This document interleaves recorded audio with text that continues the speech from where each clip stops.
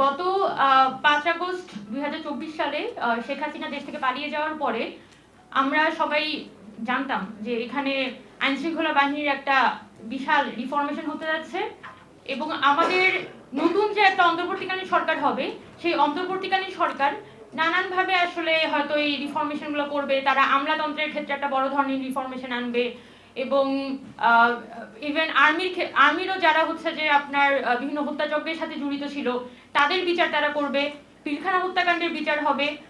আমাদের এই এক্সপেকটেশনগুলো তো কোনো অমূলক ছিল না। অবশ্যই 1400 মানুষ যেখানে একটা গণহত্যার শিকার হয়, সেটার পরবর্তীতে যে সরকার আসে সেই সরকারের কাছে মানুষ যখন এক্সপেক্ট করে যে গত 17 বছরের যে চুরি, দুর্নীতি, লুটপাট, খুন, রাহাজানি হয়েছে সেটার একটা বিচার হবে। কিন্তু আমরা দেখেছি যে সরকার বিভিন্ন সময় কিন্তু তার যে সিদ্ধান্ত, পুলিশ রিফরমেশন বলি বা আমলাতন্ত্র রিফরমেশন বলি, সেই সিদ্ধান্ত থেকে বারবার সে কিন্তু পিছপা হয়েছে।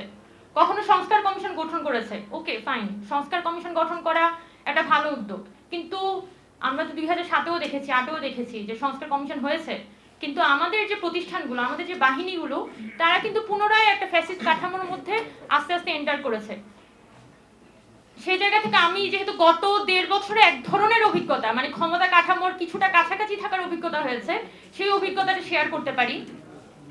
সরকারের ক্ষেত্রে আমি বিশেষ করে আমাদের অন্তর্বর্তীকালীন সরকার, তাদের মধ্যে তো একটা দ্বিধাদ্বন্দ্ব ছিল, যেহেতু তারা একটা রাষ্ট্রপতির আদেশ বলে 106 ধারা অনুসারে কিন্তু তাদেরকে সাংবিধানিক জাস্টিফিকেশন দেওয়া হয়েছিল, কিন্তু এর বাদবাকি আমাদের যে অন্তর্বর্তীকালীন সরকার, তার হাতে রাজনৈতিক দলগুলোর জাস্টিফিকেশন এবং জনগণের আস্থা, এই দুইটা ছাড়া কিন্তু তার উপর আর কোনো ধরনের বিশেষ লিগ্যাল জাস্টিফিকেশন সে কিন্তু দেখাতে পারতো না।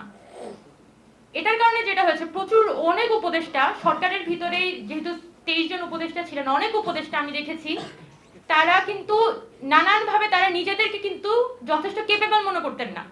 তাদের মধ্যে কিন্তু এক ধরনের ইনকনফিডেন্স কাজ করতো। সেই ইনকনফিডেন্স থেকে বের হওয়ার উপায় হিসেবে অনেকে আমলাতন্ত্রের দ্বারস্থ হয়েছিলেন, অনেকে আমলাতন্ত্রের সাথে কম্প্রোমাইজ করেছেন। কেন আসলে পুলিশ রিফরমেশন হলো না, কেন পুলিশের শুধুমাত্র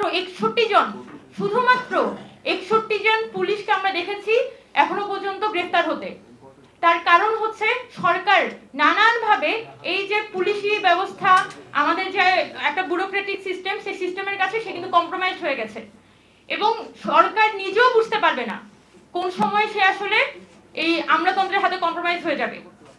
এবং আমার ব্যক্তিগত অভিজ্ঞতা, বাংলাদেশ চালায় আসলে আমলারা, এবং এই যে সরকার তো চেঞ্জ হয় 5 বছর 10 বছর পর পর সরকার চেঞ্জ হয়ে যায়, কিন্তু এই আমলারা তারা কিন্তু 10 বছর 20 বছর 30 বছর পর্যন্ত ওই সচিবালয়ের 4 দেয়ালের মধ্যে থাকে এবং তারা কিন্তু ওই সচিবালয়ের ভিতর থেকে বাংলাদেশটাকে চালায়। এবং আমরা কিন্তু 1.5 বছরে দেখেছি অনেক গুজব, সরকারে এইটা করেছে ওইটা করেছে, আবার সরকারকে উপদেষ্টাদের এসে ব্যাখ্যা দিতে হচ্ছে যে না, ঘটনাটা এরকম ঘটে নাই, আসলে একটা গুজব ছড়িয়েছে। কেন? আমলারাই হচ্ছে যে ঘটনাকে টুইস্ট করে দিত, টুইস্ট করে সরকারকে নানানভাবে বিপাকে ফেলতো। এই ঘটনাগুলো আমরা জানি।